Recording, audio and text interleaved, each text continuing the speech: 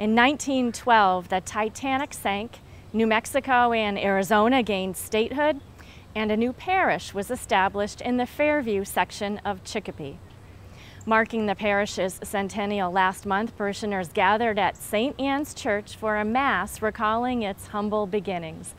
Rebecca Drake has our story. A small wooden chapel built in the 1890s as a mission church of St. Patrick Parish in South Hadley became the first home to St. Anne Parish in Chicopee on November 11, 1912. As Bishop Timothy McDonald reminded parishioners during their centennial Mass, the Fairview section of Chicopee was primarily a farming community in 1912, and early parishioners made great sacrifices to support their parish. St. Anne's people were not rich, but within a year, a rectory was built, and soon thereafter this church, although not as we see it now. Many widows' mites, many sacrificial offerings had to take place. So many other sacrifices followed. The present church, erected in 1915, underwent significant interior renovations in 1939, and the old chapel was demolished in 1964 to make way for a new church hall. During his homily, the bishop praised the beauty of the church, but said a parish is built of more than statues, walls, and windows. When we celebrate a parish's history, we celebrate more the people who have made the parish a sign of God's love. St. Anne's pastor, Father Bill Russo, agrees that the heart of the parish lies in the closeness of its people. Certainly, I think it's a sense of community. Everybody here really acts and behaves and feels as though they're a family. I really think that's a part and parcel of why the parish still stands. The physical structures of St. Anne Parish may have changed over the last 100 years, but one thing has stayed the same: the dedication of parishioners. It's the participation of parishioners, Father Russo says, that keeps the parish strong and vibrant.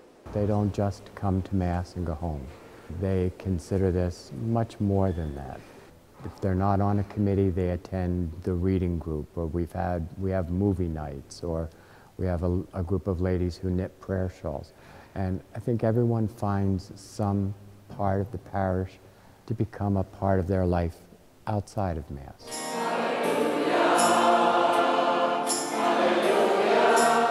One longtime parishioner, Claire Lacroix, holds the title of longest-standing member of St. Anne's Adult Choir. A member of the parish for 51 years, Claire appreciates the variety of nationalities and the cooperation among them. It seemed that St. Anne's originally started out as a French parish, and it has evolved into what I was originally going to. We're all, mixed nationalities, and they all seem to work pretty well together. There's a lot of people that, tend to volunteer and give of their time. As part of their centennial celebration, the St. Anne Parish community enjoyed a banquet at the Castle of Knights in Chicopee, where the parish organist, Daniel Mesha, talked about the discoveries he made while working on a parish anniversary book. The most significant addition was when we built the hall in 1964. I had thought the chapel was torn down way before 1964, and I recently ran across a video of a First Communion from 1960 where you can see the chapel with cars from 1960 driving around it. Pondering the future of the parish, both Daniel and Father Bill anticipate continued growth and vitality. I'd like to see the church buy that lot right across the street and put up a pavilion so we can have picnics and other things right in the church grounds, or after Mass have a social event outdoors. I think the long-range dreams and hopes of the people of St. Anne's are someday finding themselves financially able to add on to the parish center. We are desperately in need of additional classrooms for religious ed. And most importantly, Bishop McDonald told parishioners they should continue the spiritual ministry of the first 100 years. For 100 years, St. Anne's Parish has been prepared to welcome Christ in all the guises in which he can appear. You've been a community of faith, worshiping together, praying together, caring for each other, whatever differences or distinctions there might be. A century of faith to celebrate in a parish that plans to continue singing God's praises for many years to come.